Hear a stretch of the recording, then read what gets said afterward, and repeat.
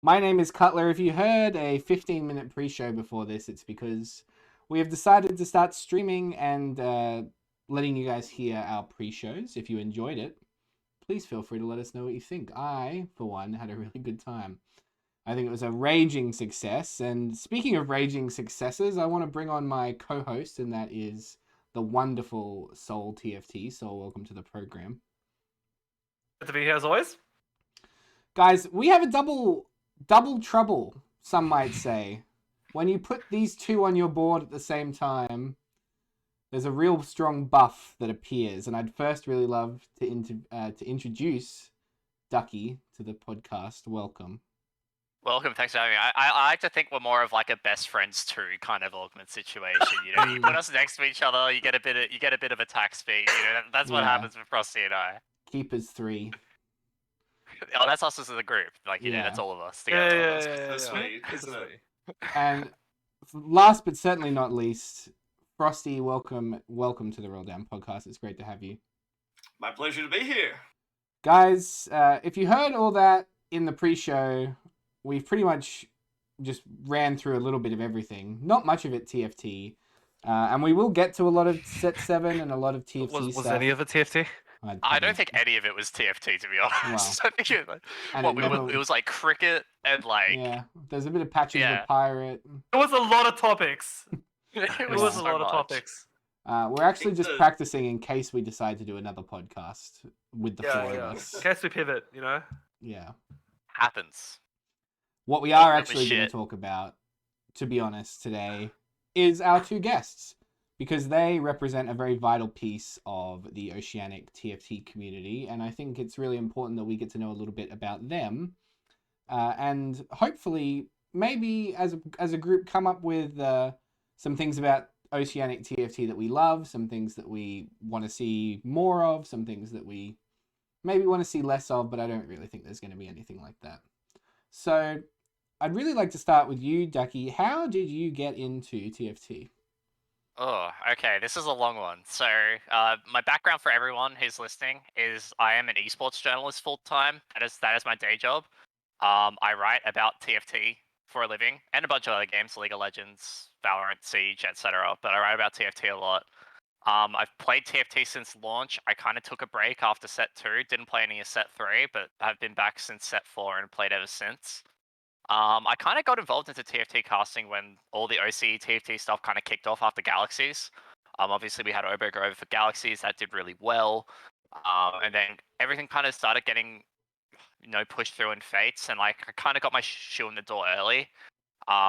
Big thanks to Swifty, giving me an opportunity as someone who had barely any casting experience, but just a big passion for Oceanic TFT to at least work on a craft and be able to tell these stories. And I do it on a level as a journalist where eventually down the line when I have more free time between work and uni where I can talk to a lot more of the TFT players and get their stories heard. But I like to think that me, Frosty, Judge, Genome, Sleppy, and all the other casters do a really good job of sharing those kinds of stories on the OCE broadcast. Yeah, really interesting answer. I'd love to talk to you a little bit more about why casting specifically. Look, it's pretty convenient. In terms of being involved in the scene, it's one of the best ways to be involved. It's very not necessarily easy, but you're very forward facing. Your name kind of gets out there, which if you're a narcissist like me, not it's pretty good. But it's pretty. I don't know. I feel like I have this thing about esports casting. I've always wanted to cast, but I never really got my foot in the door early enough with League of Legends. I was pretty young back then. TFT kind of seemed like a really good opportunity for that, where I could weave a lot more of my journalistic storytelling ability into something that's a little bit more verbal. My roommate Nightmare Twig, who is one of the observers or the observer for Oceanic TFT, will tell you that I cannot speak for the life of me. The fact I can string together sentences is a miracle. But TFT, the TFT broadcasts have allowed me to work on that. And I guess it's been a really nice way to give the scene a little bit of life outside of just POV broadcasts, which was just the norm.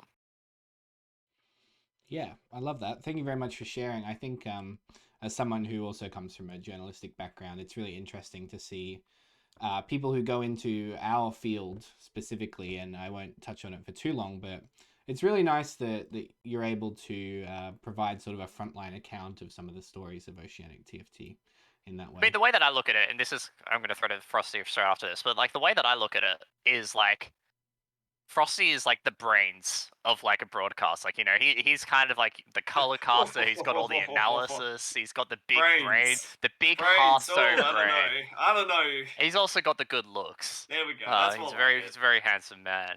But like the one thing, and I spoke about this with Sol briefly earlier, is like, if I'm casting TFT, I want, you know, people. You can listen to just a purely analytical broadcast, but it's way more fun when you get to know the players and get to know their stories. And like, I think that's what like the journalism background sells me in this cast. But you know, I guess for Frosty, his experiences will definitely be different to mine. Frosty, he set it up, knock it out of the park for us. Tell us about those experiences coming into TFT. Well, I started off as a competitive Hearthstone player back about, 7-8 years ago or so. I was a part of Hearthstone Grandmasters, coming out of it there. But it started off one fateful night when my good friend Tom Fleur, who used to also be a Hearthstone player as well, introduced me to auto chess. And I stayed up until 5 a.m. in the morning.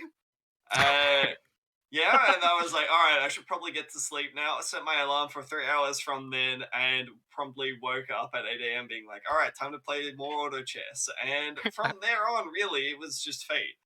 But in seriousness, though, after I got relegated out of Hearthstone Grandmasters there, I was always a big fan of TFT. I've played from every set. I played from release up into season 7 now. I took a little bit of a break in set 5-ish or so, mostly due to burnout. Everyone did. Everyone took a break in set 5. You're not alone. Yeah. But mostly where the casting started from was actually in set 4.5, where I was trying to be a competitive player in this game. You know, I'd seen decent success, you know, being able to make some of the regional finals as such, but never actually being able to take it that step further there. I was thoroughly burnt out from the game. You know, I wanted to be a part of the scene there, but I didn't want to continue having to look for Akali chosen on roll down here and just continuously missing all the dang times. So I was just like, look, I really want to be a part of casting because I love telling these stories. You know, as Dvcky said here, I'm a huge part of the community. I love hanging out with all of the players here, and I love understanding, you know, the meme culture and all that sort of stuff. And I feel like I have a penchant for being able to be funny sometimes. But more often than not, I'm able to provide decent analysis alongside of that there as well. And again, I was lucky enough to be able to say, hey, look, I really want to be a part of the cast here. I'd love to just be able to, you know, get my shoe in the door. And from there on out, it's been, well, you know, it is what it is, right? It's been Dvcky and me. Yeah, best friends too, as you said earlier. So is us. So like, you know, we cycled through oh my god, hold on, through a few pairs. That was way too hard to say. I'm a caster, by the way. Onto something, actually.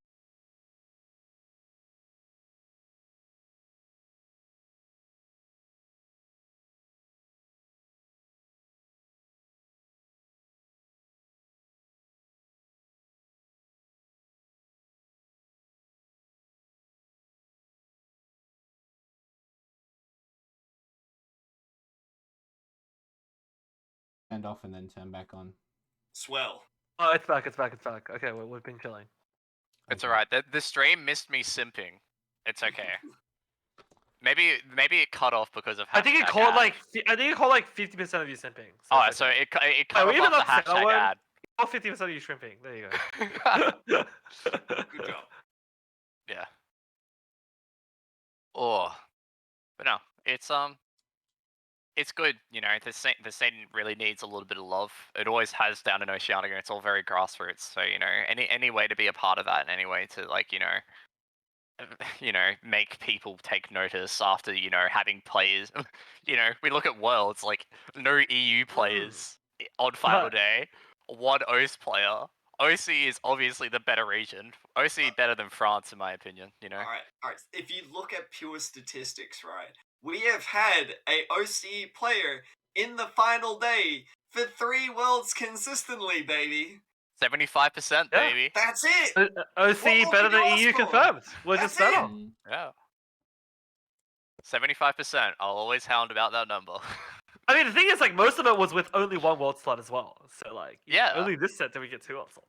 And KMP kind of like just had the most tragic low roll on day 2 as well. Day 1, wasn't it? They won. Day Day 1. one, yeah, day one. Yeah. Yeah, They won, sorry. yeah.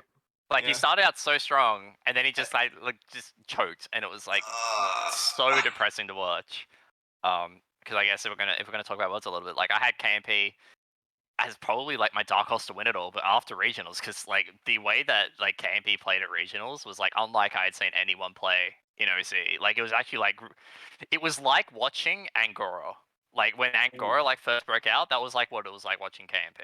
Now you've just jinxed him again. Now he's not going to win set 7. I hope Look, you're proud. Angora is just going to be in my Twitter DM, my Discord DMs now, saying, "Why do you speak about me? You always curse me." And I'm like, "I casted all of your wins. Don't say that." I was there for your highest highs. I'll be I there for your was. lowest lows as well. Yeah. Bro, he was actually. I remember. There was the tweet about the OCE 4v4 team, and I left him out, and he was so sad because I said just send all the world's reps, and he was like crying face, never talking to you again. I was like, no. That's what you get. So I would love to know from your perspective, getting the opportunity to chat to 2 people who really are a big part of spearheading this scene forward. Is there anything that you would like to ask them, or have always wanted to ask somebody who's casted TFT events? I think with these guys, the main one is like, how do you what's the word? How do you like? I'm just trying to think of is the way to put it. I can't words.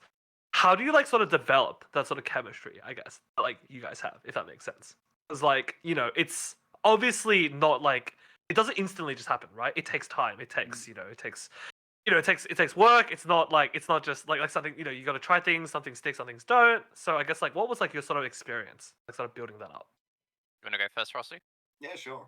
That definitely has taken some time here or there. Like when we started off, we were definitely not perfect. We were not the greatest casters in the world here. It's definitely taken some time and some practice, and definitely it's taken a lot of work. I personally, looking through it, I have gone through VODs and pointed out moments where I can just specifically say, all right, here's something that I really don't like that I've done here. And here's me stringing off a few things that I do like. So it's about refining your art more often than not here. It's again, you can't just pull up someone on the desk here and expect them to be perfect more often than not. I mean, some people. I mean, Jose, for being an amazing Jose TFT killed player, it. absolutely just knocked it out of the park on his first try. But I will say, not everyone is going to be like that, right? Yeah. And the chemistry here, we've built that up. We've gotten to know each other, and I suppose for anyone that's starting out, it is going to be a little bit of tough work there. You are going to have to practice a little bit before trying to get your foot in the door. We were lucky. I don't think there's any other way to put it. We were very lucky being able to get in early and, being able to do this. And, sure, we definitely have the skills, but it is now a case of, all right, well, now you got to work on those skills as well, and you got to do a good job trying to build up your talent here so that you can also provide a good product for everyone else. I think there's also like a little bit extra like to add on to that is like, so the kind of structure of OCE TFT casting has changed over time. We originally did trio casts originally, which made it quite difficult to like. Trio casts are definitely cool and they have their place, but it's very it was a little bit tricky to work out, especially when a lot of the casters were very inexperienced and new. It felt stiff, right? It felt very, all right, so we'll go to Dvcky, and then we will go to Frostee, and then we will go to Genome, and then back to Dvcky, sort of a thing there. And it felt very unnatural, not organic. Which was very hard when you got 2 guys who are new to casting, and a lot of the group back then, like Twig was casting back then. We had Kareem's casting back then. Mm-hmm. So it was a very inexperienced casting group, and it was really reliant on Judge and Genome, who had that casting experience, to really try and lift us up, and they did a great job of like mentoring us throughout that. But like it was also just like ironing on. Like I've casted basically every single TFT event that I've casted since probably the end of set 5. I've casted with Frostee exclusively. Like we've chopped and changed. I've casted with Judge a couple of times when Frostee hasn't been on broadcast, but every time it's Frostee's been on broadcast, we've been like a duo. And so that's like really developed our chemistry. I've gotten to know that lovely lad very well, and all of these balloons, conquests, and all that kind of stuff. Which really helps on broadcast, and I think we both lean into each other's personalities very well. We like to have a bit of fun on broadcast, probably more so than what you're used to seeing over on NA. Which, fair shout, NA broadcast is very analytical and very, very good, but like, we just like to have fun with it. Just a little bit like OCE is a bit of a for fun region, people call it. We bring a little bit of that flair in the cast. Gotta meme it up, right? Yeah. Yeah. I think that like that's like super cool to hear like the behind the scenes stuff. I think that like a lot of the times people sort of see the sort of end result, like the finished product, so to speak, right? And they sort of maybe not take for take for granted, it's like the wrong way to put it, but like they don't really see, the I guess the work and the preparation, and I guess almost like the practice, the training that sort of like went into that, sort of finished product, if that makes sense. And it's not really their fault or anything, right? It's quite hard to actually see it from like I guess the viewer's perspective. I think that like that's like it's quite important as well for like people to not, I guess, be too harsh on sort of up and coming like casters as well, because like people need to understand that this is an iterative process, like Or even just you're not TFT going to be casters generally, because like a lot of the, and I'm not sure if Frosty would like agree with me on this, but like a lot of the consensus I see on TFT casting is like, why watch a caster when I can just watch a player POV instead? And it's like, sure, like if you want to watch a player POV because you get the best kind of analytics, like you can get like a very bird's eye view analytical process for how a player plays, sure, do that. That's totally fine. But if you want to watch a TFT broadcast and you want to hear the stories of these players, and want to get like a better view of the lobby and that kind of stuff, like that's what the broadcast is for. And people will eventually figure that out for themselves. But like when people say like, why listen to TFT caster, they're not challenger. Well, it's because we provide a little bit of a different insight on the game, one that the players can't provide themselves. I mean, I kind of want to go a bit deeper on that topic, if anything, because like we even chatted before in the pre-show about how important it actually is to even have a high rank as a TFT caster. I mean, we've had other casters on the podcast at this point, and we've talked about that before. But I'd be very interested to hear your take, I guess. First. I mean, I think I'm the lowest ranked. I would be probably one of the lowest ranked players to ever be on this podcast. I've only peaked Diamond 1. Never made it to Masters. Frostee's got way this more. Guy? Hold on a second. Hold on. Who booked this fucking Diamond? That was a mistake. I'm so sorry, Ducky. I mean, it's been great to have you on. You can cut my cam if you require it. Look, guys, we're just gonna put Frostee twice. He's. Just put me. I can go up on this one up here if you want. I can provide a double show here. Yeah, I can that would be myself. That would be. I don't know if Twigs in chat, but my peak rank is Diamond 1 99 LP, and there is a meme in my friend group where I typed sometimes set 4.5 when I was feeling good. I'm gonna make Masters by tonight, and then lost 200 LP. So, like, nice. I am cursed to never hitting Masters, but yeah, I don't think rank is necessarily that important. Although Frostee, I think brings the balance in these casts where he can see a lot of things that I might miss out on. Yeah, I definitely think that I'm in 2 minds about it, right?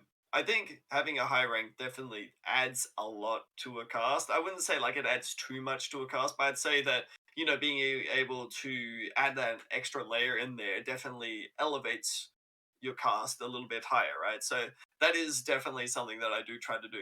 But at the same time, a cast isn't necessarily about just being able to analyze the plays. For example, Ducky just said earlier there that what we do isn't necessarily just say what is going on in the game and why that happens. It's also a lot of other things, about story, about trying to, engage the viewers in what you're trying to put together. You're trying to put together a product, right? And so more often than not, I do actually like to be a fairly decent rank. Like, for example, right now I'm like Grandmaster's 550 LP on 6.5, and that's probably Yeah. where I'm gonna end up finishing up there. I'm not Challenger, but does that necessarily mean that the cast is gonna be any worse for it? I mean, it might be slightly worse for it, but there's a lot of different other things that have to be worked on there as well. It's not just about how high is my LP. It's also about, all right, cool, how am I going to tell these stories alongside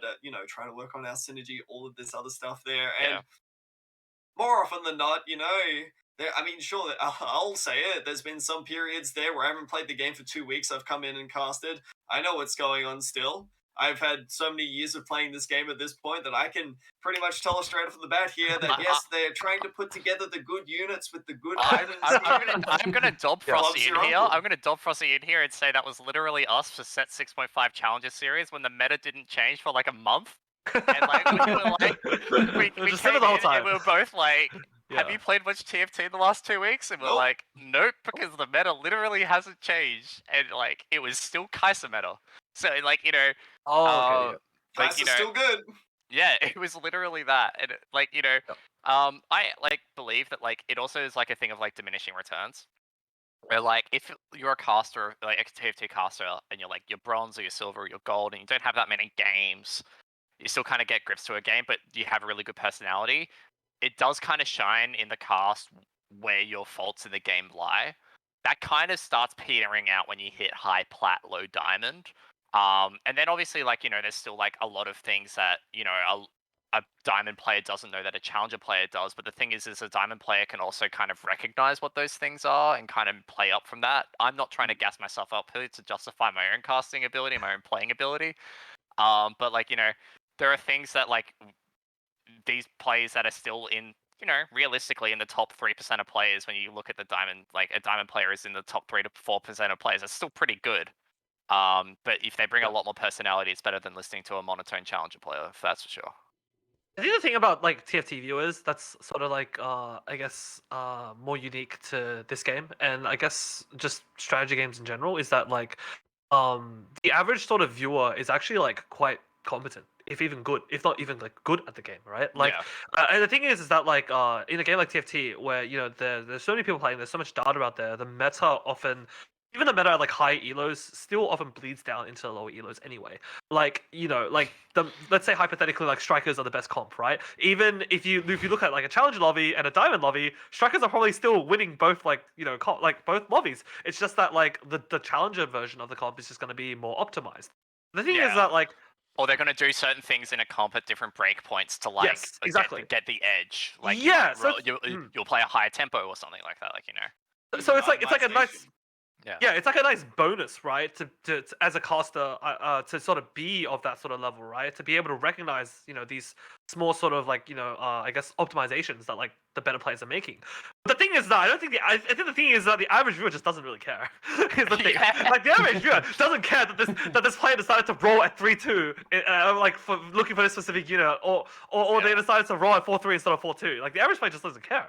So the thing is that like at that point you have to redefine what it means to sort of make a broadcast interesting. It's not sort of like, it's not like a lot of more traditional esports where you can simply just narrate what's going on in the game, because the players there are so much better than the average players that like the average players don't actually really know. Yeah. Whereas in TFT it's like, oh, he's buying all the purple units, he's buying all the green units. Oh, I see Ray doing. I works. click buy. I see Yeah, Jade. I exactly. click buy. Like, I feel like there's like an element where it's like, the TFT audience is probably a little bit more informed about the game than say like a League of Legends audience. So that's probably just due to the size of the two games, where the TFT is a very small but dedicated audience, and the League audience is a little bit more casual. But yeah, I there's definitely merit to that, and it's definitely like a consideration that we make as well. Where like, if we're doing like a 6-game broadcast, which is pretty typical, that ends up being like a 5-hour show, 4.5-hour show. And if I'm listening to analytical TFT content for 4.5 hours, I think I would blow my brain out. That is like, it's very, very high stress. It's not even just high stress. It's like, it's so much information to try and take in that as a viewer, you're dead like by game 3, and as a caster, you're dead by game 5. Like it's just not possible. So you have to Mm. kind of find the balance to make it entertaining, broadcast. Yeah, really good point. I want to jump on top of that as well because I think one of the things that has always made Oceanic esports and not just TFT, it's always been its little bit of its grunge backyard, backwater, done out of somebody's spare room. Your friend is the caster, and your roommate is the guy that does the. My roommate is the guy who obs, and he sits Yeah, right there. Exactly. And that's like a guy. Yeah. I know a guy. And the other guy is like, he was your friend at uni. But like, that's what is really interesting about OCE esports in of itself, because it is not, we are not a North American broadcast, and we never will be. And that comes We with don't its try own... to sell it as one. Yeah, exactly. And we that don't want to be. And that comes with its own very, very interesting charms, because I think one of the things that makes such a difference when it comes to listening to you guys on cast is that everything is very conversational, and the art of a conversation in this country, and in this culture that we live in Australia, is very important. So being able to bounce off of each other and being able to play off of each other, being able to rib each other when necessary, shit stir your mate, shit stirring your able mates, to bat chest on broadcast. Yeah, Like, exactly. Ask Frosty to do a woo after a Warwick board wins. Like, we've got all like. That's telling like Frosty it's to almost like make his bed, and yeah. I still remember the whole year from 4.5 with Escher. It was so good. That was a so staple good. in every broadcast Yeah, too. that was He's so like, good. should I hoya this? He's like, nah. Maybe if there's another one, that's also like, it's like you bring it up, Colin, but that's like, I think Frosty and I had like a conversation. It probably was at the start of set 6, maybe either midway through set 6 Challenger series, or Was it just the after set 6 conversation? where The we conversation? were like, let's just treat TFT like a podcast. That was essentially what we said. Was TFT casting is a podcast. The visuals on board, honestly, watching TFT is very unappealing. The visuals that you're watching are pretty boring if you are not like well informed about TFT. So what you have to do, and this kind of ties into my philosophy, and I think I described Frosty like this. It's like, we have to be like an ABC grandstand. We have to be like, you're in the car listening to the cricket on the drive to down south for your holiday. Like, that's the way that we have to cast TFT. It has to be very conversational, and that's like a deliberate decision that we made, and I think it's been really good, and I'm pretty sure Frosty would say the same. Oh, absolutely. I totally agree. I think the biggest thing that I've taken away over my few years of casting here is,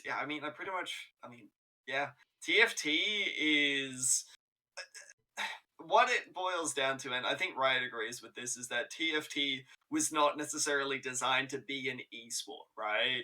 TFT does not really get the attention that it does get for League, for Legends of Runeterra, for those sorts of things. So, in retrospect, why should we treat it like it is this really analytical thing here? It's designed to be fun, right? So we should end up trying to have a little bit of fun on cast. We should really try to embrace the nature of the game, and I think that's where I really love what we've made together, right? Where Dvcky and I, we have fun on the cast here. We have all of these great moments here, and I feel like that really just captures everything that goes on with TFT. I think it's just such an enjoyable experience, being able to have a bit of fun, and I think that the viewers really embrace that as well. It also plays in, I think, a little bit to the storytelling aspect of the region, where it's like, people see OCE as like a little bit of a meme region. Why not like lean into that a little bit? Why not to like us as casters get to know the players a little bit, get to be able to tell their stories and broadcasts, like, let's go Ron. Rallying off that copy pasta is still one of the favorite things I've ever done on broadcast. I thought I nailed it, by the way. I'm giving myself a It was brilliant. It was really good. But like, knowing just the players personally, and I know all the casters overseas are like the same, like, Froden and Mort and like Bryce, they all know the players in NA really well, and Panda and Mix know really the players in EU quite well. But it really makes the broadcast, and that's why they're the best of the best, in my opinion, because you come to a TFT broadcast, you could come for it for analytical content, but as we've spoken, you may as well just watch the player if you want truly hard analytical content. You get to see the bird's eye view of their play. Why not come for the stories and actually get to know the lifeblood of TFT esports? And that's what we try to bring. Terrific answer. Really, really enjoy that. Really, really, really nice to hear, especially from your guys' perspective about the region itself. Because I mean, I certainly, as someone who's played a number of different games and has been a part of a numerous amount of sort of esports and gaming communities in OCE and all over, really do feel like the gold in a broadcast in OCE is when it feels like you're listening to your friends chat about something that you're interested in, or participating with your friends in something that you're interested in. And I think that's, at the end of the day, it's really what we try to do here as well. I know that we often mix in a lot of analytical discussion on this show as well, because at the end of the day, I have to hang out with Soul all the time, and he's a huge fucking nerd. But, you know, we really, the most important thing is that this feels like a community and like a very friendly and engaging thing that we can do for the people in OCE that like to listen to their friends talk about the games that they enjoy. Yeah, absolutely. Yeah, I think that sums it up pretty perfectly. Like, at the same time, like, it's still a job at the end of the day, and Frosty and I still, like, we're not, I'm far from calling myself a casting expert. I still see myself as a very, very novice caster.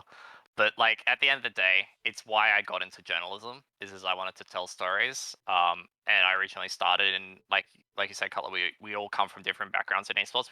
Very few of us are, I started in TFT. Like, Frosty came from Hearthstone. I came from Overwatch, League of Legends, Rainbow Six Siege, all these kind of other spaces, and then jumped into TFT. So we've all had the OCE esports experience in a different scene, and we all know, I guess, the importance of it, of that kind of storytelling and bringing it a little bit closer to the players. Because at the end of the day, when one of them makes it to the world stage, when you have someone like TXE make it to Worlds, it's all, TXE, Escher, Razor, Obo. Obo's a little bit of an asterisk there because we didn't have the time to set up the community then, and he was sent over, and I feel like Obo's story was kind of done a little bit dirty by the fact that he went over so early when there was nothing pre-established there. And obviously KMP, all of these guys, we try and tell their stories here, and then give little shards of knowledge onwards to try and make sure that their stories actually get told to a wider audience. And making sure that people realize that they're TFT players, but they're also people. And people have really cool stories to tell. And so why not tell them on a broadcast? Why not share that amongst the, oh, why is this player picking this augment here instead of the other augment? Yeah. I want to just build on that a little bit there as well, because I think that we really touched on it earlier, where we know the players really well. I don't know about you, Dvcky. I'm in a lot of I'm in Angora's chat when he's streaming. I'm in all these players' chat. I'm essentially I'm there to just watch OC try to do really well. It's not just like, here's a cast, I only watch this cast here and then I don't watch them anymore. No, these are things that we're just constantly on top of here all the time. And it's something that, I really pride myself, because I feel like I know these players real. I played against them. I played against Angora in set 4. I played against Obo in set 3. I got knocked out by Raz on day 3 because he contested me with Shredder. I had better Zaya items, damn it! I'm still salty about it. I don't have these moments, right? It's these moments that I want to be able to share with everyone else, like I have just there. These hilarious little tidbits. But if there's no one there, if there's no one that's willing to do it, then it just falls by the wayside. And I feel like that's such a missed opportunity. That's I see that as a perceived weakness in my casting, is I'm not as close to the community as I wish I was. I'm close to specific players. Angora is one of the players that I'm definitely most closest with. And all like the guys that go to Worlds, like we kind of chime in, and I kind of stuck around like when Razzle was playing in set 5 after he went to Worlds and that kind of stuff before he took his break. But that's one like big weakness for me is like I've never been that involved, and it's one thing I've wanted to change. I've always been in full-time study, full-time work, so it's been a little bit hard to do that. But it's always like a conscious thing of like, oh, I can finally have more free time to like interact with the TFT community. Also, I've had my my favorite player, Choo Choo Bird, sorry, Zuzu Bird, come into chat. I know that has got to be in so much shit. It's so funny where I remember getting message like, it's actually like Zuzu Bird, bro. I'm like, yeah, okay, whatever. And then you just Yeah. completely off of the mind there. Yeah, pretty much. Because that's how I see like XU is how I see it is like Chu, but Yeah. like it's Zu, and I will love him for that. I'm pretty sure I love how started that as well. he just jumped into Twitch chat and say like, can you say my name? And I was like, yeah, I can say it for you, bro. It's Zuzu, bud. I'll say it for you next set. Just please make challenges serious. I know it's chill. I know it's chill. Let's jump off that Challenger Series point because I want to go on to talking a little bit about the Oceanic community in of itself. And you guys mentioned a lot of taking forward storylines and how we progress the Oceanic community into a world stage, into a bigger performance. Let me ask you, we're homegrown now. We're talking about Challenger Series. We're talking about regional events. What is it that you guys think can potentially be done? I'll start with you, Frosty, on this one. To increase, and the cop-out answer is of course to say that we need more representation, and we all totally agree with that. And as you can, as we saw with 2 competitors at this previous Worlds, it really paid off in our favor. It really proved that our community, our best players deserve to be there. Where is it for you that you think that the Oceanic TFT scene can improve? I mean, yeah, representation is definitely a big one. I think that the toughest part about it is that TFT viewership is a very interesting thing I've noticed, where it is very top heavy, right? Where a lot of players, they love to watch their Soju's, their GV8s, their Milks, all of these sorts of players here. But we will stream OCE TFT, and if Escher or Keen is playing, 90% of the viewers will be on that channel, and only 10% will actually be watching us on broadcast. That's it, right? A lot of people, then this builds on the point that we said before. A lot of people are here for personality rather than for the actual good plays. So I think it's less about representation and it's more about trying to, I don't know, it's almost like I want the players to like get out there and sell themselves a little bit more, It's like I want them to try to embrace that a little bit, get out there, try to get on a team, try to do something different. It's not just about playing TFT. That's definitely a big part of it, but trying to build OCE it starts with you, right? You got to try to build yourself up first, and then you can try to look out for everyone else. So, and that's where I come from, right? It's like I have a decent platform that I work with here, and that I try to build TFT. And so it's about trying to get everyone else on board, and trying to lift themselves up. And through lifting themselves up, we can help each other lift each other up even further. Yeah, I'd like to add on to that as well. Is it's like, no one is an OCE TFT to make money. If you're an OCE TFT to make money, go to Centrelink instead. That you're probably gonna get more there. Oh god. Honestly, that's pretty much Not it. wrong. Like, and honestly, You're if you not are wrong. an OCE TFT to make money, you are probably at Centrelink at the same time. So with that, there's still other ways, and like to add on to that, is the number one way to do that is not necessarily representation, but like branding yourself and marketing yourself. I find that the people who like build themselves like an online platform have done the best for themselves. You look at like Angora, you look at Raza after, even in the lead up to Worlds, like Raza built up such a platform in set 4 because he was on Reddit posting his bloody keepers guides. But that built him an audience, and then he went to Worlds and he kept it for a set.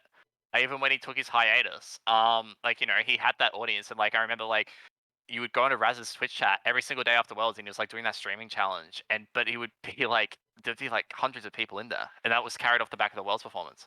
But even then, you still have guys like Escher, and you still have other streamers. So if you stream or if you create content around yourself, and one of the players who actually did this quite well and probably doesn't get enough recognition because they were very new was Woken, who like came into like set 6 as a little bit of like nobody knew who he was, made it to Challenger Series, made it like all the way through, and like he kind of built up a little bit of content for himself. And then when the time regional finals came around, like he had taken his break and played Lost Ark like half the same, but like he actually branded himself a little bit, and there was like a little bit to go off there. And I find that like uh, it's kind of like a help us help you moment where like if like players are streaming, it's like a lot easier for us to be like, hey, go watch this guy, he did really well in regionals this weekend, just like go watch his stream on, or like we can put that on Twitter. Or like myself personally, like I could try and get interviews out with people. I did like an interview with Angora, but I never actually released it because I was really busy with work and I feel kind of bad about it. But at the same time, he didn't go to World, so I feel like I kind of cursed him. But we can try and like help out the community in that way through our own channels, but at the same time the players kind of have to help themselves in that regard. So if you can't stream because of your internet, just try something else. And like that comes to us as well, being engaged in these communities. Frostee does it really well. I know like a couple of the other guys do it really well, like Sleppy. And that's where like someone like me could definitely improve. But at the same time, that's just the number one way, is because it's such a small community, we all have to really look out for each other and stick out for each other, and that's just the best way of doing it. Yeah, well put. I think very well put. Listen, Sol, I'm going to come to you when I ask you this question, and I'd love to bounce this off of everybody. We're going into set 7 of TFT now. It's been going for a very long time. Is there anything about the current state of TFT that you think is going to be beneficial to the Oceanic community going forward? Do you think that potentially, and I know that this is something that we talk about a lot on this podcast, is do you think that benefiting our community, the best thing to do would potentially be to broaden it by including Southeast Asia? I mean, I think the answer to that is a resounding yes. I mean, we've talked about that a lot in the podcast. Is there even a question here? Yeah, that one's like a resounding yes. It is I don't even know if that it's should like be a a yes question. and no though. Like it's like I mean, expanding to SEA is like one thing, but at the same time, like SEA deserves to be its own region. Like Yes. it's like in League of Legends as well, like where you have like the PCS, like and OCE is like two distinct entities. That's what SEA needs. SEA just needs representation, full stop. OCE can benefit a lot from like the drift down, but like at the end of the day, both teams need to thrive within themselves, and both teams should also try and bolster each other up as kind of like brothers in arms. Yeah. I think the thing, right, is that like in an ideal world, C gets its own region, right? But like, it has sort of been discussed already a lot at this point, but the situation there is quite sort of dire in terms of like I think really the issue I think Keith told me was like Garena and not really wanting to cooperate with Riot. Yeah. Garena publishing rights. Yeah. I think like the thing is at this point it's like there is enough interaction between like C and OCE players, especially like even on just like the OCE ladder itself, that like if we were to mesh into like if we were to hypothetically combine into like one super region, I don't think like it would necessarily be a bad thing. I feel like though if we combine it to one super region, OC just also loses out because SCA will eventually take over. I was gonna say the issue then becomes that like you need to increase the amount of world slots. It gets really messy. So I'm not gonna say that's a perfect solution. Yeah. Yeah. I think like on the topic of OCE sort of like growing as a region and everything, I think that the decision to give OCE 2 world slots in set 6 was a huge step. I think that was a really, really big deal.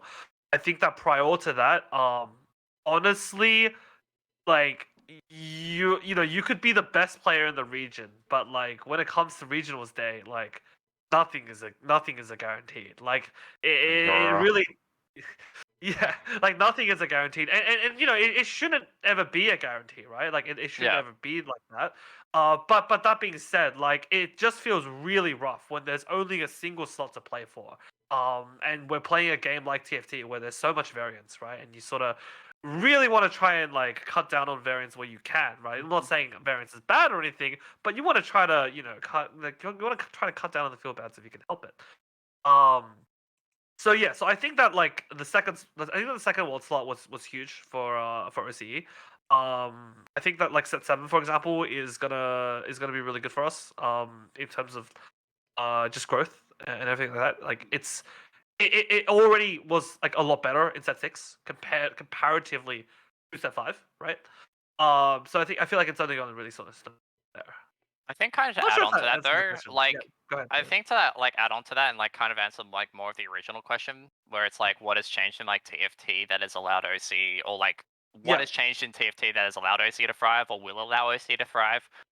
And I have really one word to say to that, and it's tycoon, where it's like you've got this man behind the scenes who's Sure. trying to run a Shout really, out. really Shout out to strong Byron.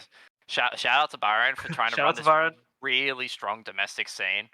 And also like all the guys at Order, Swifty Roots, etc. But like it's all good that we get the 2 slots at Worlds, but what really makes the scene grow is a really strong domestic scene. Hopefully we can bring sponsors on board that increase the prize pools and whatnot, and, you know, make it a little bit more enticing for players. But at the same time, you know, I honestly, without Byron, I'm pretty sure OCE TFT would be dead. That Yeah, man definitely. is like Without a question.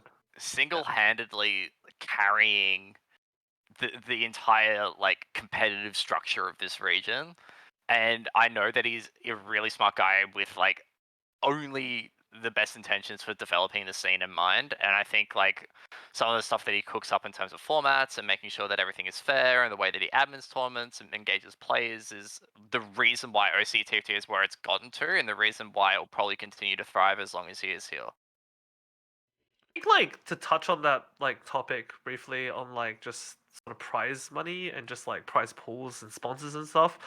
I could be wrong, completely wrong on this, but I am of the opinion that like prize pool is not like what sort of drives a competitive right? It's passion for the game. Like people aren't in this for the money. They really aren't. If you're in TFT for the money, I don't really know what to tell you. We said it earlier. If you're in TFT for the If money, you're in TFT for the money, I don't really know what to tell you. Is And your the thing name is, K3 though- Soju? Otherwise, good luck. But the thing is, yeah, right, pretty is that- much. All keen. Like, Yeah. But the thing is that this isn't even like necessarily exclusive to TFT. Like the thing is that with like even like just other esports with like prize money and everything, like when people look at the big prize pools and everything, that's quite literally the top 1, 2, 3% of players who actually get to like less, right? Less. I'm being I'm being generous. 0.0000 Exactly. something Yeah. I'm being players who actually generous. get to The maximize vast that prize majority pool. of people are literally competing for scraps. And why do they do it? They do it because they love the game. They do it because of the passion for the game.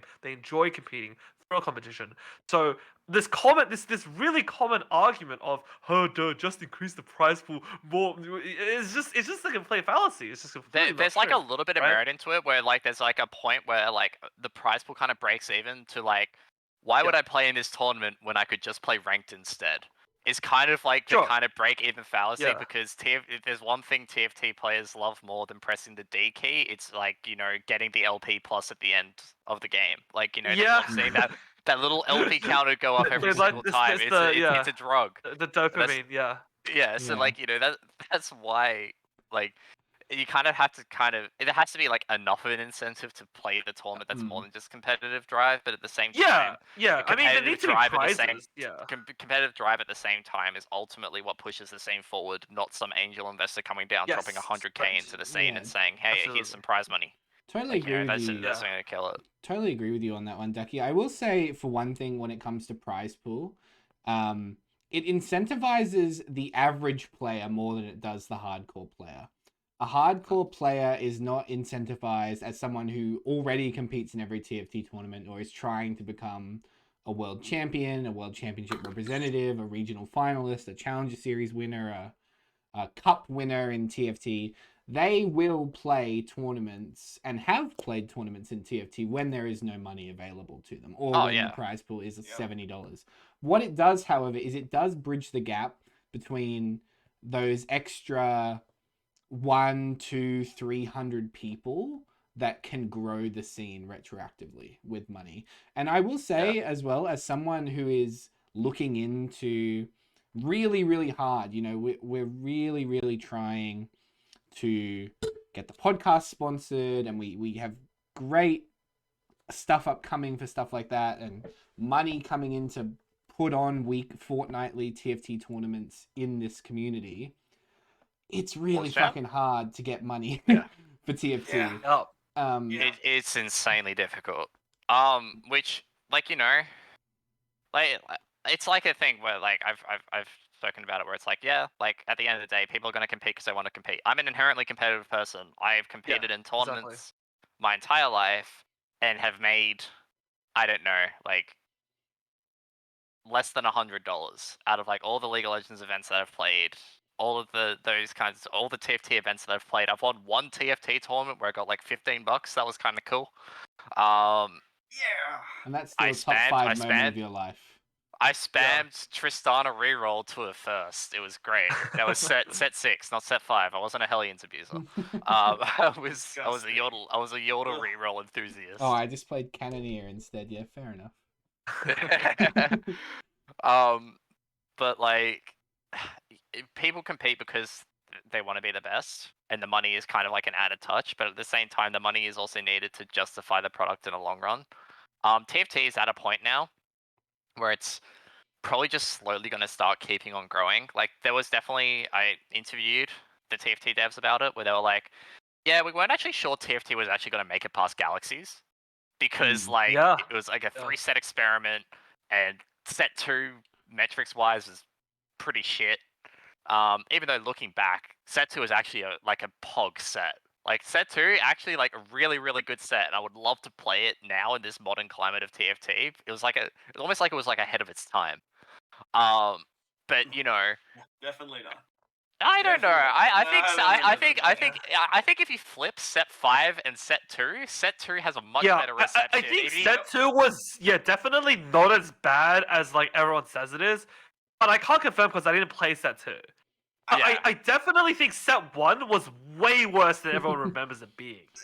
Yeah, but set 1 was like when it was fresh and new. Hot take. Yeah. No. Set 1 was fresh, but the thing is, if you play set 1 now, I don't know what to say. Oh my god, Frostee's getting so mad. Frostee's getting so mad listening to this opinion of mine, because we literally one broadcast spent an hour in pre-show ranking all of the sets, and we were at each other's throats ahead of cast. I will just say, when we had Socks on this podcast, he said something that I'll never forget, and I hope that anyone that listens to that podcast or goes and after this and does listen to that podcast never forgets it either. He said, if any player above Diamond now played set 1, they would probably be rank 1 instantly, because that shit was so easy. Oh yeah, we were so bad back then. Holy shit. It was like literally every player so bad. was so bad at TFT back then. Yeah. Econ wasn't a thing in set 1 TFT. Like, the way people play for Econ now just literally wasn't a thing in set 1. You know, the hyper-roll augment, right? That was literally players rolling down and trying to get pirates. They would literally just hit the D key. Do I hit my graves? Do it again. I was gonna say I found the opposite to also be true, where like people would purely econ and they would not roll below 50 gold. Like, they just sit at 50 gold the entire game and never spend below 50 gold. Unless you were right about to die. The thing is like, a lot of those things about roll down timings, I think only really became super prevalent in like set 4. Where like set 3 kind of. Yeah. Set 3 started it, right? Yeah. But like set 4 really cemented it, where you had to get to the 4-2 level 7 roll down so you could hit your Warwicks. Like, that was like what kind of cemented, this is why roll down timings are important. And over time, this bed of TFT knowledge is growing. But yeah, it's like the same. If you chuck like a guy that's competing in like professional League of Legends and Oceanic right now, and you throw them back to season 2 and be like, well, time to play League of Legends, they would win worlds. Like, without a doubt, they would win worlds. Imagine thinking they could beat the Taipei Assassins, though. That's look. That was that's some real deep cut League of Legends lore. Yeah, me too. Yeah, I'm not. I think this is not TOS. I think I can say it. Sorry, Cutler, if I ruined your podcast, but oh no, that's okay. You're allowed to swear on this fucking show. No, it's not. It's not. It's not so much worse, but it's okay. My favorite Taipei Assassins fact is the mid laner Toys is in jail for distributing drugs. Like, he got done for really? drugs in Taiwan. Wait, that's what happened to him? Oh shit! That's funny. Wait, that feels so bad. He was so cool. So that's not even like TPA wins worlds. takes the prize money, deals drugs, goes in prison. Sag. Well, Sol is a convicted felon, so I mean, if he's not allowed to be, How am I a convicted felon? What the fuck? Yeah, you're a reroll abuser. Where is this coming from? You're an abusive. He's a cab abuser. Sorry, he's a cab abuser. Yeah. That's what I saw there. He's a He reroll abused abuser. I went Cab, fifth. He's and been he went abusing fifth. That's even rerolls worse. for That's too even long. worse. I went fifth. Yeah. Oh. Lock him up. Take him away. He's been abusing Fast 9 ever since. I can't look at you ever the same way ever again. Guys, look, we're going to move on because we do have a little bit to touch on about something that is actually happening in the TFT scene right now, and that is Set 7, PBE. Really? Is that happening? Oh, No. well, I haven't gone past the queues. If anybody's been able to log in, I mean, please let me know if the set's fun, but sure. I mean, yeah, it didn't look too fun for you when I sent you an 8 fast game, so I went yeah, I kind of seventh. get that. Don't be facetious. I went 7th. So yeah, 7th by tiebreaker, sorry. Yeah, exactly. Still counts. That's less loss LP. But look, let's talk about Set 7. We haven't talked about it yet on this podcast. Sol, I would love to hear your first impressions on the set. I don't know. It might be too controversial. Bit of spice here. Alright, throw it up. Okay, I think the set has really, really well-designed set mechanics, but I think the traits are a bit of a... There's a lot of pretty insane red flags with the traits. So, I'll say that basically... Elaborate. Okay, yeah, of course. I want to hear Frostee's opinion before I would just leave it at that. I would just leave it at that. Frosty, as someone who has not played Set 7 so far, what are your thoughts on Set 7? No, Sol, please. Okay. So the good. Let's we'll go to the good before we talk about the bad. So the good, all right. Being able to reroll your augment once per game, brilliant, incredible, so good. I went back to playing 615. Wanted to immediately FF and quit the game. Wanted to immediately reroll my augment. What is this shit? What are my options? Why can't I reroll? This game is unplayable. You don't get options. No, yeah, you don't I know. understand. Awesome. Yeah. Yes, incredible. What else? Treasure Dragon, great. 4-6 4-6 never felt so good. Treasure Dragon, absolutely incredible. Whoever came up with that, give them a raise. There's like one more thing. Oh, and then just augment design in general is also better because all of the augments are so good this set. They've had an entire set to design on, to iterate on it. So that's also just gonna be really good. Like the augments, like fuck the dragons off as like the set mechanic. All of the new augments are wild. They're all so good. That's what makes Set 7 so good, in my opinion. There's a lot of Here's the issue though. Yeah. There are a lot of verticals in this set. There are a lot of verticals and newly hyper verticals that are extremely easy to achieve. Mm-hmm. So for those who don't know, yeah, I know. I love. No, it's more like 12 Jade is kind of a meme, but it's more like 9 Jade. That's like it just always happens. So for those that don't know, the new dragons are basically like, think of them as like reworked or like a Colossus 2.0. Think of it as Colossus 2.0 basically. Colossus and Chosen had a baby. Yeah, and then what came out of it was dragons. They cost twice as much gold as a unit would normally cost in an tier. So like a purple dragon costs 8 gold instead of 4 gold, and a yellow dragon costs 10 gold instead of 5 gold. And the big thing that you get is that they cost. So the thing is that they cost 2 unit slots on your board, just like Colossus. They get a bunch of increased stats because they take up 2 slots. But the important thing is that they count towards 3 of their trait, which is pretty insane. But what this allows you to do is that this basically lets you slot in 6 synergies for essentially free. It's quite negligible to play any 6 synergy with a dragon because your dragon is worth half of the synergy. And it's also quite trivially easy to play 9 synergies as well because of the the 3 you get from your dragon. So what that leads to is that leads to a lot of really, really powerful verticals. And as we learned from Set 5, that may not necessarily be the best way to take the game down. So that's the red flag. It's not all doom and gloom, but I'm just saying. I'm gonna offer my counterpoint to the red flag here, where I think it's almost a necessity that the verticals have to be like this, because without the verticals being this easy to play, this set is so complex. Like this set has an insanely high skill ceiling and a very, very low skill floor. Like it is so easy to like get dizzy in this set, and like my kind of like way of judging this is I'm gonna flex here. I get invited to like the play tests before it hits PBE. because I'm kind of a big deal. I'm not sure if you guys have heard. I'm apparently not, so I don't get invited to it. Just saying. Oh Just my saying. god, it's a Keith raid. Oh, shit. Hello. Welcome to the house. Yeah, thank you, Keith, for the raid. I appreciate it.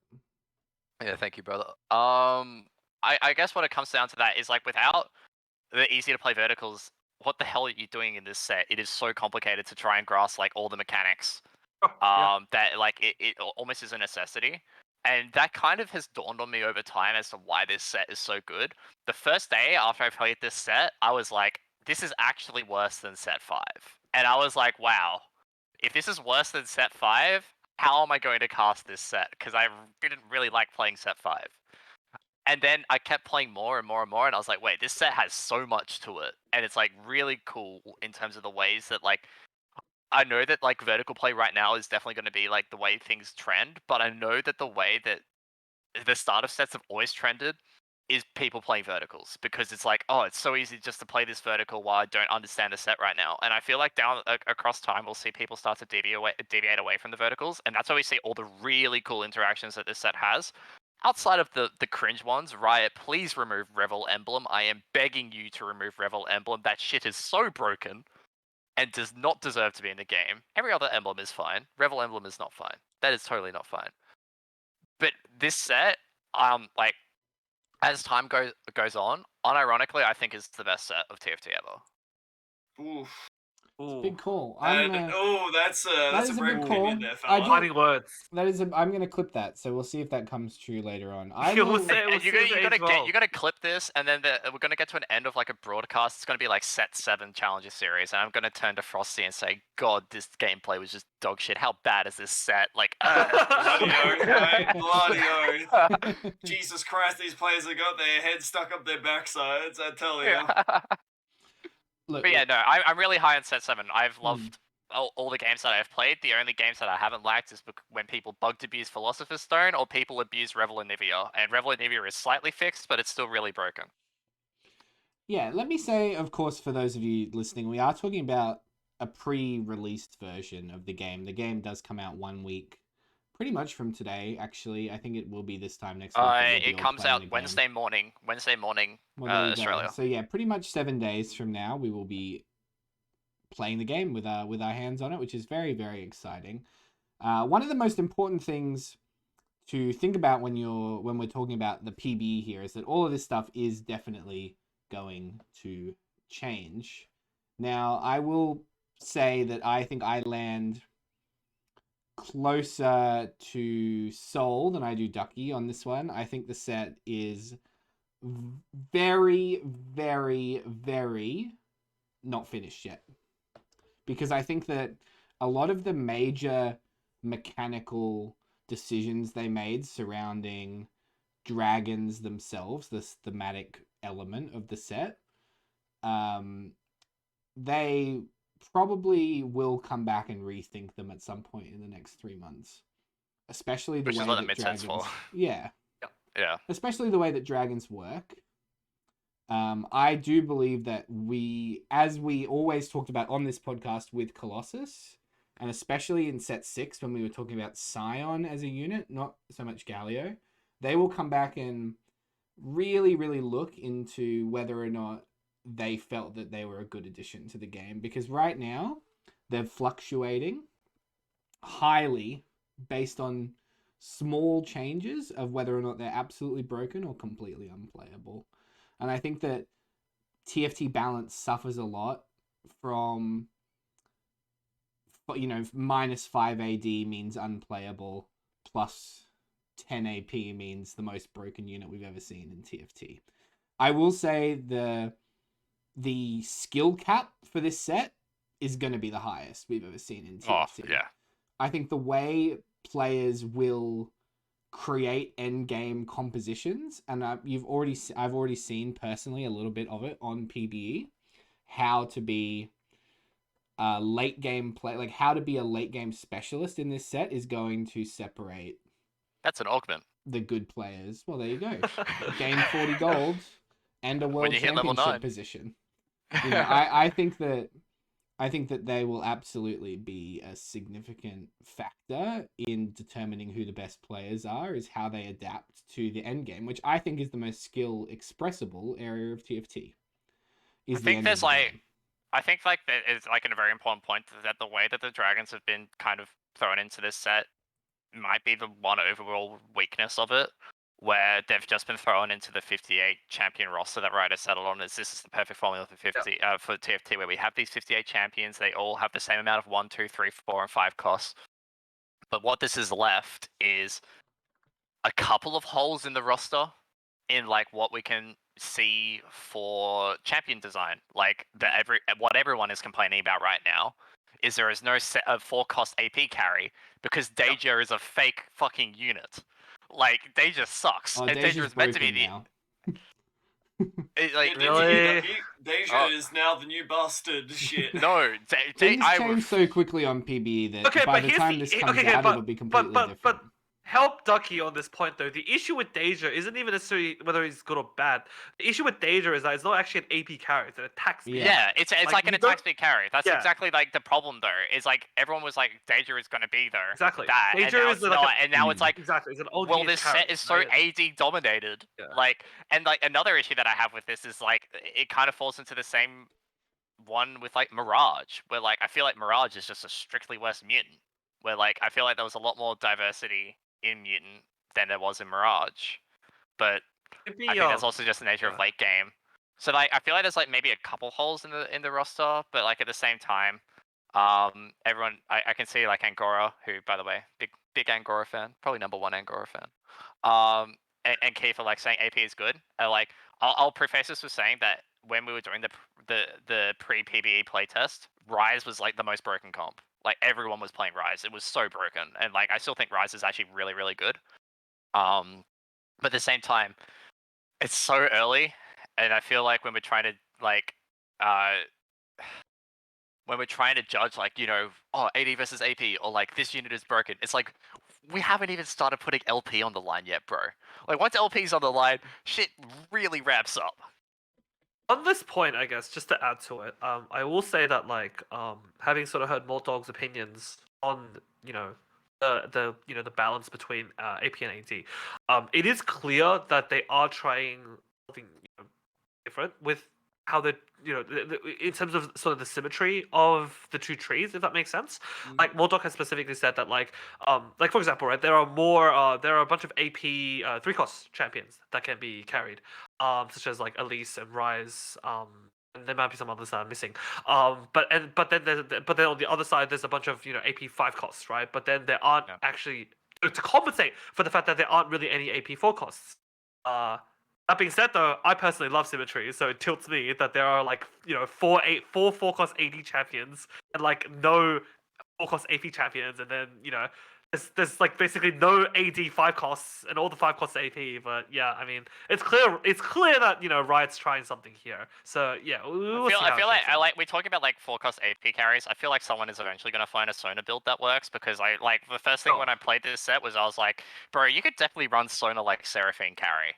Like there is definitely someone's going to find a build where Sona is going to be as good as Seraphine, because Sona's ability plus Revel just seems really good, and also Evoker where you can just steal mana. Like there's eventually it's going to come around. I can see just Frostee's just like being there, like yeah. I know what they're talking about. Yeah, look, yeah. Frostee, I want to bring. I do know what y'all are talking about. He's watched it. Like I have watched a metric ton of Set 7. Okay. I have not gone past loading screen simulator for the viewers out there. I have not been able to get on and test it myself, but to try to make up for that, I have been watching a metric ton, and like I get all these points, right? I'm listening very intently to all of your points, so I can come in with my own rebuttal here. We have seen like Riot struggle with the identity behind units that take up 2 slots, right? Where there is a lot of this fluctuation here. I suppose I'm more on the side of Dvcky here, where I feel like these numbers, especially if they do end up, hitting these higher verticals here, these are more tunable, because, it is something where it is inherently, the fact is, if Nightjade is busted, that's mostly because Shioyu, I believe it is okay, they're a little bit too good. All right, Shit so on what you, do we bro. do? Shit on you. There we go. So what do? We nerf 9 Jade because that's not going to affect most Jade comps, right? So instead, that is like they have these higher verticals here so that they can take out, some of these moments here. And you know what? You're right. It is still in development right now. So they are still trying to work out the kinks. Day one PBE to now is like an entirely different game. Absolutely. I mean, it always is. It always like is. I think like especially so in this set where like I feel like this set more than any, a lot of units have been reworked in PBE so far. Like there's been the Xayah rework. Yeah, the Xayah rework. There's been like a couple of like trait reworks and that kind of stuff. Where like to add on to what Frostee is saying, there is like it's still very much a work in progress. And like by the time things hit live, it'll all be different. As long as Riot removes Revel Spat, please remove Revel Emblem. It's fucking terrible. Actually, fucking terrible. And you know what? With every single set, I guarantee there has always been something that Riot has overlooked. That there has been, just something like Revel Spat that is just clearly a little bit too good. And what have they done about it? They've completely gutted it. Yep. So, you know what? In the end, I think more often than not, we're going to have our war weeks every now and again. But more often than not, these things, they usually end up working out here. And if general perception is anything to go by, a lot of players are really enjoying Set 7. A lot of players have really been getting stuck into it. And I think that future is bright for TFT. I was just wondering when this decided to become a design podcast more than anything else here. I thought we were talking about just general gameplay here, man. Yeah, look, honestly, we know how to balance TFT, typing, chatting. Like, that's like how I feel like when we talk about these design decisions. And obviously, like the TFT developers, I've spoken to a lot of them, like across my time as a journo. All of them are insanely smart people. Like, all of them, like, they have reasonings for why they do things, and people can disagree with those reasonings. But at the same time, they've done a really fucking good job to keep pumping out these sets across 7 sets, being able to innovate, being able to keep things fresh and interesting. In a game that is so dynamic and changes every 3 months, that is insane effort, and they do a really, really good job. So this is not a hating the devs podcast. This is actually appreciating the devs and talking about, like what we would like to see and what I would, we can always nitpick, but like, I think overall, I think everyone is really high on Set 7.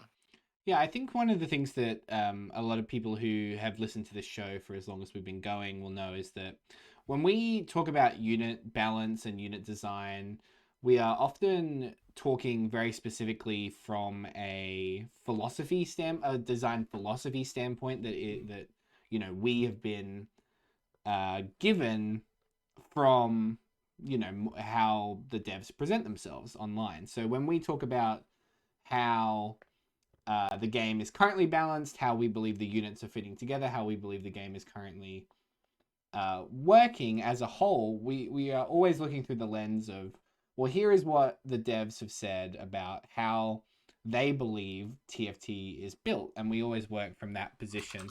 And we use that quite a lot in Set 6 and Set 6.5 when discussing units like Seraphine and Galio and where their position was in the game. I think it will be a really interesting follow, and I really recommend that you all follow closely the development of Set 7 because they've learnt so many brilliant lessons from Set 6 and Set 6.5. I will always maintain that even like with Revel Anivia, with Revel Xayah, with Whispers Emblem, nothing will be more broken than when Riot released fucking Samira on Set 4.5 PBE. That is still the most, to this day, the most broken patch in TFT history was Set 4.5 PBE Day 1 Samira launch. If you did not play in Set 4.5, basically every lobby was literally, you would hit 1-star Samira, didn't matter about your traits, you could plot it in a comp and it would 1v9. That unit was insanely overtuned, and nothing has ever reached that level of broken, even on the PBE, ever again. Yeah, so to sort of round this off, I would just like to say, of course, guys, everything that we've been talking about here is coming out next week, basically. So if you'll be listening to this while not in queue, logging queue, but instead in ranked queue. Yes, exactly. So for our podcast next week, we will do a full breakdown of everything Set 7. We're going to have some very special guests on that I hope you join us for. We've got to the part of the show now where we do some questions, and this is always where I pass it over to Sol so he can get the question segment going. Yeah. All right. The first one comes from one of our guests. Dvcky would like to know, how does Frostee maintain his good looks? See, actually, I spoiled myself on this one. This was literally the first thing in there. I was like, oh yeah, I'll just take Dvcky, you smarty pants. So fun fact here, I don't. I actually, okay. So I'm a believer of the philosophy that there's like if you care too much about it, it just doesn't look good, right? But like if it's like there's like an in between, right? So if you're like in this middle part here, where if you care too much about it, it just doesn't work. If you care a lot about it, like a lot about it, then you look good. But if you're like at this disheveled level here, where it's just like just underneath that there, where it's like you can get away with looking like kind of scruffy and make it work, that's me. That is me. How frequently do you shower is the obvious question. Every day. Like, okay, cool. Good to clear that one up. Every day. Brush my teeth every day. Twice a day. No. All right. Basic Just hygiene, so we can everyone. get the idea. Yeah, hygiene. That is absolutely that you absolutely cannot skip that. All right, Yeah. but like in terms of like like basic grooming and all this sort of stuff. PPG in chat. PPG in chat. Take notes. All right. Sick. Good to know. All right. Murray would also like to know, Frostee, do you have permanent headphone hair from your famous Krakens? The Krakens are gone, and I'm so sad. I love it. Nearly pretty- yes. It's It pretty depends bad. on it depends on how long my hair is. When it gets to this stage, yes, I do for the most part. Yeah. See, look, I'd argue Dvcky's is worse. I have very bad headphone hair. Yeah, like funnily enough, most of the time here, I don't actually wear my headphones when I'm not doing things like this. I have a TV that I have for my second monitor, and I just play it through that.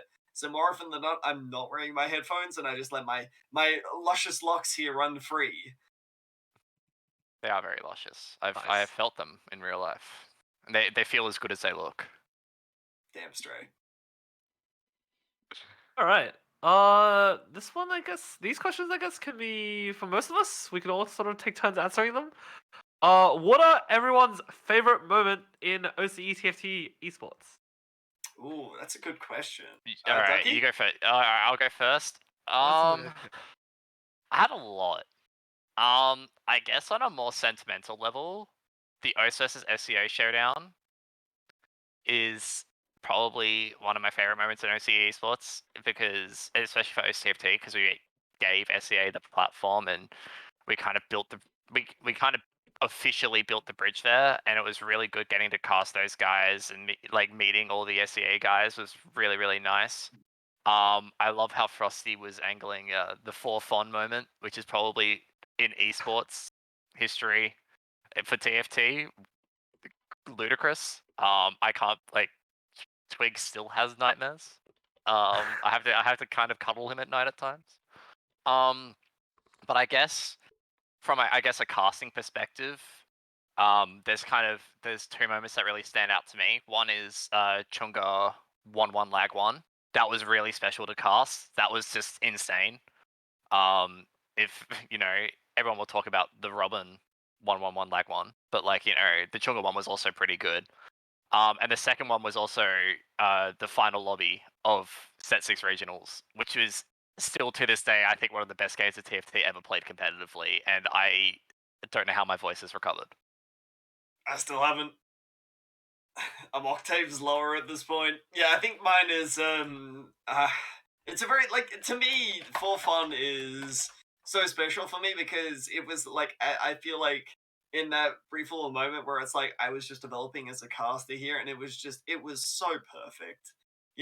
Everything just came together so naturally there, and honestly, I mean, that's I wouldn't say the peak of my casting, but that is the embodiment of what I try to aim for when I'm casting there. So to me, that holds a special place in my heart, Yeah. Good answers. One for us, buddy. Yeah, I mean, look, there's so many great moments to think about. I will pull up like a very recent one. I think being able to like take the world by storm with a TXE meme, I think is just so hilarious and great, and such a like an over encompassing feeling about what we've been talking about during this episode about the specialness of the Oceanic community. Just being able to turn a really special moment into a like a meme on the world stage. I love that. Let's go, Ron. By the way, Ron is TXC. For those of you that know, I call him Ron because close. You just don't know Yeah, like I can use his first name because we're close like that. It's not a big deal something to like me at that. all. I guess on like another level, if I can add like one more, like on that community aspect, meeting all the TFT casters for the first time was actually really sick at regionals. Like I already met Genome and Judge, and obviously Judge didn't stay around for regionals cast, but I met Genome before back in my Overwatch days. Meeting like Sleppy and Frosty was really special, and just having that moment to share. It really kind of put into perspective what we had built over the last 2 years, and I hope we can have more special moments like that to come, and maybe one day we can even have a LAN where we can have the players right there as well. Which one of you is the tallest? Gino. Do I have to? I think you're slightly taller than me, right, Frosty? Oh yeah, no, I'm taller than. Yeah. I don't know. There's photos of us. Yeah. Genome is like. Genome's a giant. Genome's like this. Like Genome's like this. Yeah. Like he's just this. Genome just T-poses on us and was like, having Jesus Christ, Genome next to Sleppy is still one of the funniest things ever. I remember seeing that on broadcast. Where like Genome is just this giant, and then Sleppy is like on her tippy toes and still just doesn't even reach like shoulders. It's so funny. Great. So there you I think go. for Those me- are all memorable moments across OCE TFT. Yeah, I think for me, my favorite is probably Escher's regionals run in set 5 was probably Yeah. probably my favorite. Yeah. Yeah. Because that whole run was like just insane. I watched like the entire run, and that whole run was just insane to like even watch. Like the fact that he even got to the final day, because like he got it at 16th out of that's 16. right. He Yeah. did, The fact that like, he even got there to begin with was already like that. And the other thing what was like crazy about that run was like the whole lead up into it. Like it's not that like no one had like faith in him or whatever, but it's more like everyone just saw Escher as like the meme like choice, Yeah, if he that was makes a sense. meme. Like the one to take because he was right. So to see him actually take it down at that moment when he got the third and he found out he was he was locked in, he won the tournament was insane. It was Yeah. that was a pretty great moment. Yeah. A lot of good yeah. moments. If you haven't realized, there is a lot happening in this region, surprisingly. Yeah. All right, let's go with the next one. Who does everyone think is the best player in OCE's history? Oh, Angora. Oh god. man. Actually, like legitimately, on God, it is Angora, and I hope to God set 7 he can finally go to Worlds. Oh well, you because fucking jinxed him right there. So he's. This is why I didn't want to say it. I was going to say I didn't know if I should ask this question because I feel like we're just gonna jinx it. When I read it, I was actually in conflict if I should have even bothered I asking have this. apologized to Angora more times than I can count in DMs, but I honestly believe he's the best player ever in OCE TFT. A lot of the guys that have made Worlds, they're all very, very good players, but I don't think anyone has had the same level of consistency or being consistently dominant in regionals than Angora has. I just hope that, one day he can kind of break the curse. See, I'm gonna respect Angora. I'm not gonna say Angora. You're gonna say here. Donnie. You're gonna say Donnie. What? No, I'm not gonna say anyone. I'm not gonna say anyone here because we already know who is. I mean, you've already said it, but I'm at least gonna not try to jinx Angora any further here. Yeah. Gee, I just said his you're name. gonna- You said his name. You said his name. You say his name. Here's how you do it. Here's what I would have said. You have to say like Array, or you have to say like Keith, or you have to say Jose, and just curse the it's SCA Jose. players. It's Jose, dude. Jose is the best. When he Jose finally gets to Poglo. Worlds, We got He's 1-1-1. gonna absolutely crush it. Yep, Jose's definitely. gonna get to Worlds quicker on the casting desk than he is gonna get to Worlds as a player. Just saying that. No. Oh no. It's a sad reality, but it's actually Yeah. kind of true because his casting is off the walls. Yeah, we're sorry, Jose. We're sorry about that. Oh. That is a question that we got sent that is very difficult to answer. Mostly because any answer that you give, there's there's 10 other answers that I can give. I will just say, and it's something that I've said multiple times before, not only on this podcast, but all over the place when I'm talking about how to improve at TFT. The two players that I've watched that have improved my game the most and have made me like see things that I never thought, see things I'd never thought possible when it came to TFT, is both Keith and Angora whenever I watch them play. And I think that I couldn't pick between either of them for which one was a better player, but the way that they play TFT is just fucking brilliant.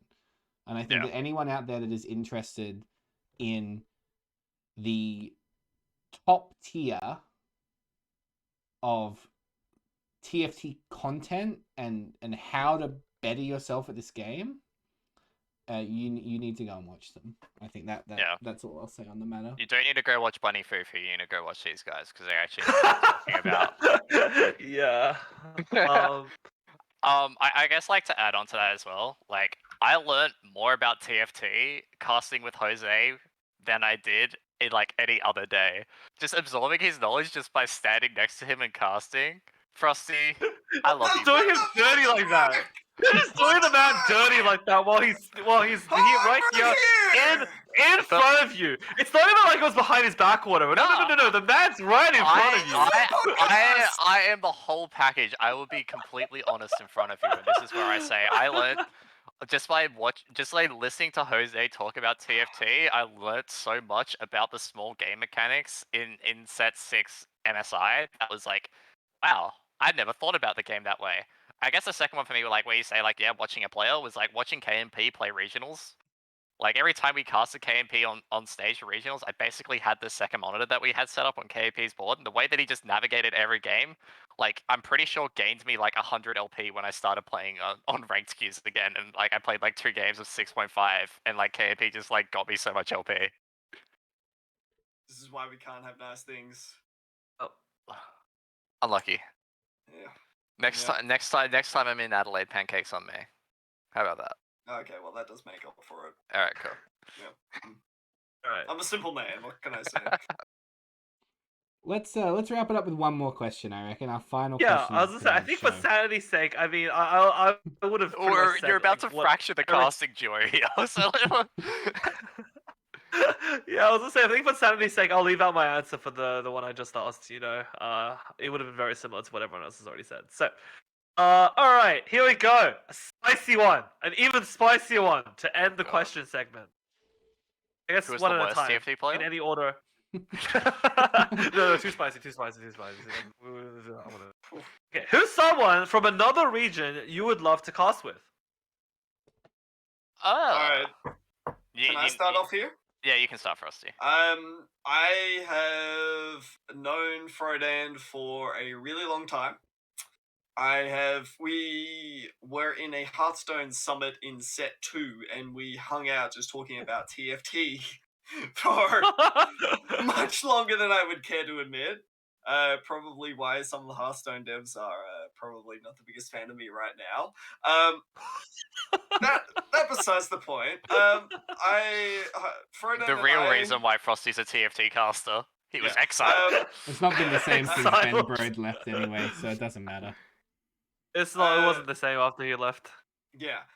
So I would love to be able to cast a bit of TFT with Frodan. I think it would just be a great bit of fun, honestly. And yeah, that's all I'm gonna say. I feel like the easy answer to this is I'd love to cast with Mort Dog. That would be so cool. But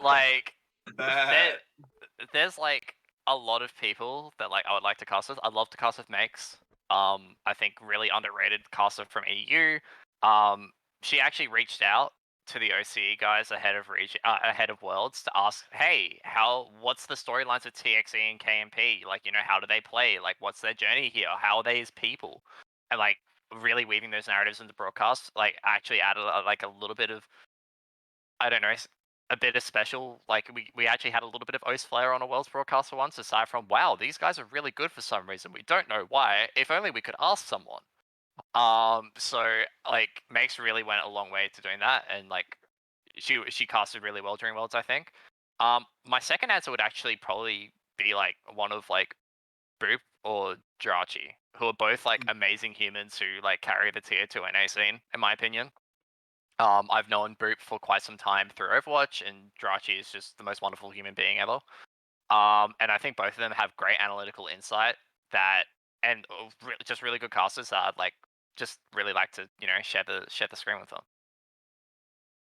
Yeah, good choices from both of you. Really interesting, actually. Nice to hear some representation for Riley and Boop and Makes as well. I think that's great shouts and really really deserving of the praise.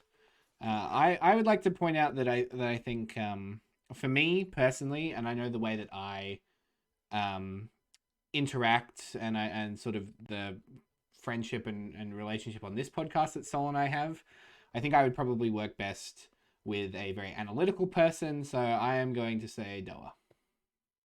Oh, good shout.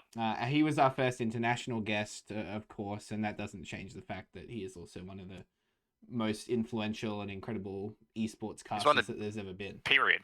Ever. And I think that he would be a great addition to a cast that I would be lucky enough to feature on. Would you be his second? Would you be his second Shen?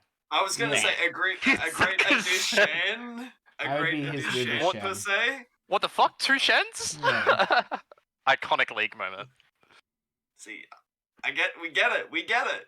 To answer Angora's question, did he leave the TFT scene anyway? By the way, any Noahs? I don't know, but he's doing a bunch more hosting stuff. Like he's been hosting some Siege. He's doing a bunch more stuff. So I don't know. Maybe just branching out a little bit more. I hope he hasn't left though, because he's a really, really good voice.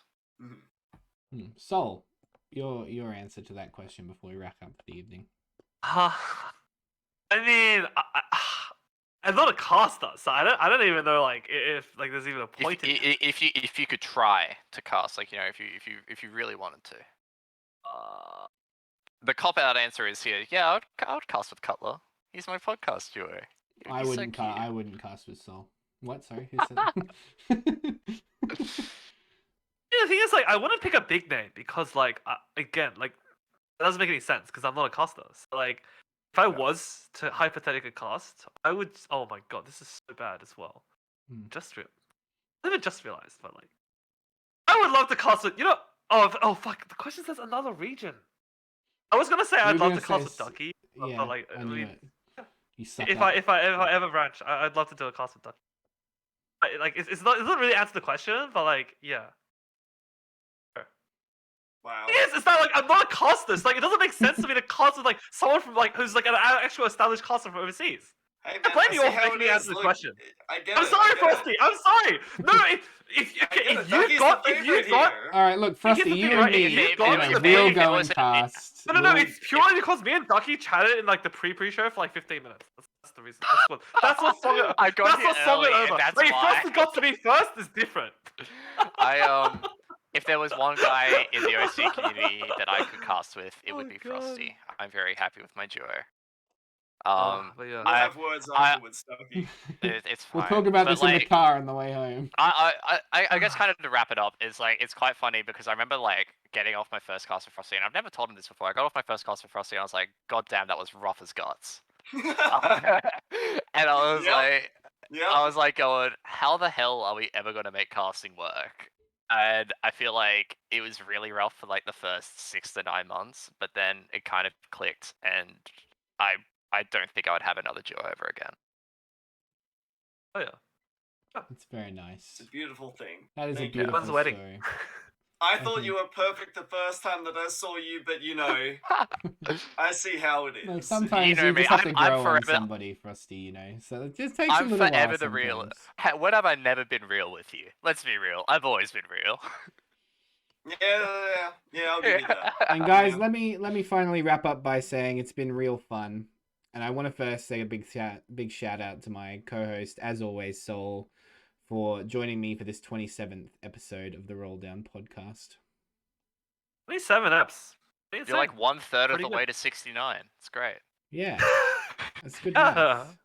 Guys, Yeah. look, we've had two really special guests this evening. It's been a lot of fun. First of all, to Dvcky, thank you so much for coming on the podcast this evening. I want to give you a final chance to let everybody know where they can find you or your work online, and to the people that may not have heard of you before. All right, hashtag ad inbound. But yeah, follow me on Twitter, DVCKY_. I will tweet nonsensically about TFT, League of Legends, and everything in between. If you want to find my work, I write for a website called Dexerto, DEXERTO.com. I typically do interviews with the TFT devs. I do them quite regularly. So if you want to get a little bit more insight, I recommend reading an interview that I did with the devs about TFT was about to die and how they saved it, and also about the makings of Set 7. I did those both recently, and I think I would greatly appreciate you reading them, and hopefully you get something out of them. Great. And of course, and last and certainly not least, the fantastic Frostee. Thank you so much for joining us this evening. It's been an absolute pleasure to have you on. For everybody who has not familiarized themselves with your work, where can everybody find you? Well, thank you so much for having me on here. I also have a Twitter over at twitter.com/FrosteeMate. I also stream over at Twitch there, so go and check me out. It's not exactly TFT content. I mean, there is sometimes, but on the rare occasion, He pops a lot of balloons. He does pop a lot of balloons. I mean, but he's very good. I'm quite the popping sort of guy. Over at twitch.tv/FrosteeMate. Guys. And one final shout out. You can find us casting hopefully for Set 7 on twitch.tv/teamfight tactics, but also check out the OCE Twitter at OCTFT, where you'll catch up with like all the Set 7 stuff, and we hope that we can give you great stories for Set 7 and beyond. Guys, that's going to do it for this episode. It's been a real pleasure to have these guys on, two absolute legends of this TFT scene in Oceania, and it's really been a special, really fun, nice, chilled out episode, and we can't thank them enough for that. So until next time, from me, Cutler, and my co-host Sol, you have been listening to the Roll Down podcast. Thank you so much, everybody. Bye for now. All right. Take care, everyone. Bye. Bye, guys. Bye. Thanks so much. Cheers, guys.